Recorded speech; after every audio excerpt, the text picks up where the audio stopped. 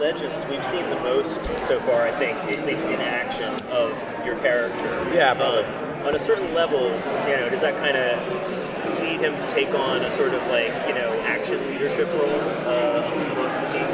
Well, no matter action, I mean, if you think about action, probably Canary. Why Canary has the most action experience as far as fighting, but overall leadership. Yeah, I think that Ray might want to take on some of that responsibility, being that he was the CEO of a company and successfully, has done all that and knows the qualities of a team that are the best qualities about a team. So I don't know how well that's going to work for him when he's got Heat Wave and Captain Cold and Canary, who might be a little deranged. That might frustrate him, but I think at least at first he'll probably try to take on that role and be the brains next to. Obviously,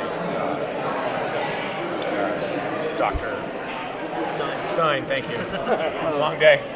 In the Arrow, when you try to be a bit of a tough guy and go up against Ollie Queen, it doesn't work out entirely well for you. I mean, yes, you're powerful, but it seems like he's smarter, he maneuvers a little bit better. Do you think that since we saw Ray last, that he's kind of toughened up enough to deal with guys like Captain Cold and Heat Wave and really kind of have that tougher exterior? I think he knows a little bit more what it's like to be a hero in his few ventures since his first encounter with Oliver. He's learned a little bit that it takes more than just brains and a suit. You have to have a little bit of strategy and actually know a little bit of physical prowess in knowing how to fight in case that's the last line of defense. The journey that he's been on, leading up to Legends, will be interesting, and I'm not exactly sure what it is. After Queen Consolidated exploded, he's been on his own journey as a very small person. So I don't know yet exactly what that backstory is going to be, although I think that will come to light, that his experience while he was shrunk down, and that will play into who he is when he comes back to full height. Surprisingly, this whole thing with your guest stars, like, oh, come on, you wrestle with the decision to play the Atom, you come on, and now suddenly you're not only on the main part of Arrow, but now you're spinning off into your own show. Yeah, well, not totally surprising. I didn't think it would happen in this way. I thought that maybe it would be like truly the Atom show or something, or that I would go back and forth between Arrow and Flash and kind of be just on both shows at the same time. Because when I had my initial meeting, because they spun Flash off, I thought, well, if we do this right, maybe there's something else, or continue on Arrow, either one. If I like this character, I'll be happy to continue doing it in whatever capacity. And I love the character, so I'm happy to be doing it in whatever capacity, and I think this is actually the best case scenario, because although having your truly own show is great, it's a lot of work. And so I think this is perfect for me.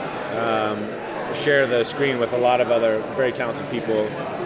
We'll all get the limelight a little bit, and it's going to be ultimately even more epic, because it's not just one superhero per show, it's 6 or 7 or 8, whatever we have on one show. The possibilities are kind of endless, and then they keep building and bringing more new characters into Arrow and Flash, and then they'll show up in our show. So it's a self-feeding, machine. What is the fascination, do you think, with heroes that instead of get big and are the strongest and can pound, city block down?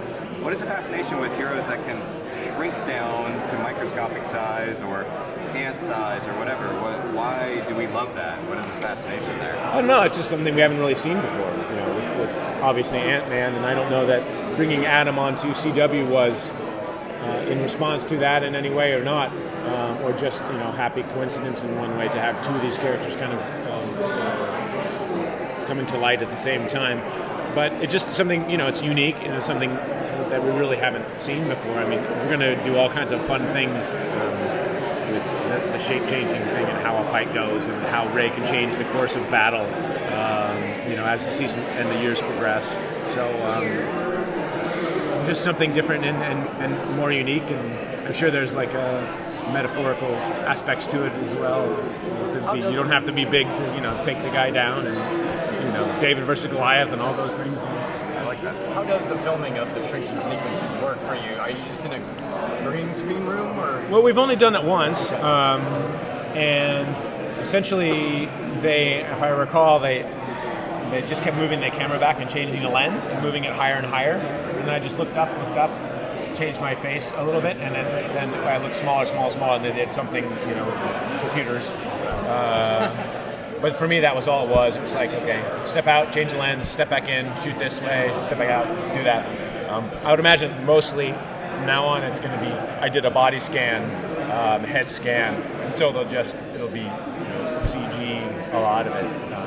So I'll just be in my trailer reading a book. Talking about the explosion at Palmer Industries, will we see that being dealt with in Arrow, or will we have to wait till that? Oh yeah, I think so. I mean, there's going to be some kind of aftermath, I would imagine. I don't know anything about that when that storyline enters Arrow season 4. I just know that from my perspective, I don't know if I'm there, if I've escaped the building, or where the heck I am. But I would imagine that Queen Consolidated is dealt with, and possibly Felicity's acquiring the company now that Ray Palmer is missing. Talk about your own history with this material. Were you a comic fan as a kid? If so, was there a gateway character for you? Batman, Superman.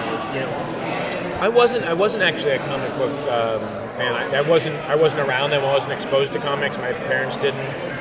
I didn't have friends who read comics. Although I